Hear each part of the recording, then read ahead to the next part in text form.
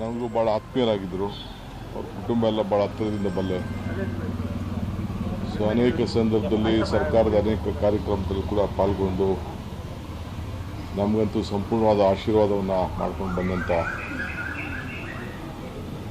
ಒಬ್ಬ ಹಿರಿಯ ತಾರೆ. ಅವರ ಆರೋಗ್ಯ ಮಧ್ಯೆ ಸ್ವಲ್ಪ ಹೆಚ್ಚು ಕಮ್ಮಿ ಆಗಿತ್ತು ಅನ್ನೋದು ಕೂಡ ನನಗೆ ಗಮನದಲ್ಲಿತ್ತು.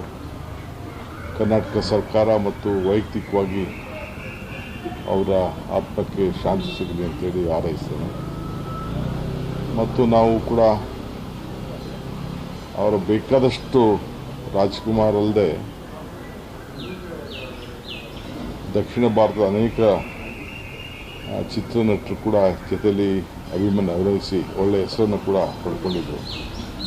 ಅವರು ಇಡೀ ನಮ್ಮ ದಕ್ಷಿಣ ಭಾರತಕ್ಕೆ ಒಂದು ದೊಡ್ಡ ಗೌರವವನ್ನು ತಂದುಕೊಟ್ಟಂಥ ಒಬ್ಬ ಹಿರಿಯ ನಟಿ. ಸೊ ಅವರಿಲ್ಲ, ಅವರ ಎಲ್ಲ ಅಭಿಮಾನಿಗಳಿಗೆ ಬಂಧುಗಳಿಗೆಲ್ಲ ಕೂಡ ಟಿಗೆ ಹೋದಾಗ ಅಮ್ಮನೇ ರಿವೈಸಿಂಗ್ ಕಮಿಟಿ ಪ್ರೆಸಿಡೆಂಟು.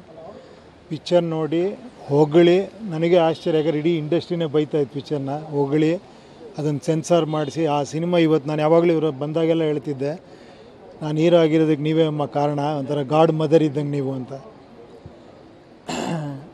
ಪರಿಪೂರ್ಣ ಜೀವನ ಮಾಡಿದಂಥ ಒಂದು ಪರಿಪೂರ್ಣ ಆರ್ಟಿಸ್ಟು.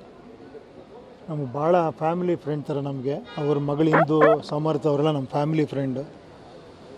ಸೊ ಅದೇ ಅವ್ರ ಫ್ಯಾಮಿಲಿಗೆ ಶಕ್ತಿ ಕೊಡಲಿ ದೇವರು.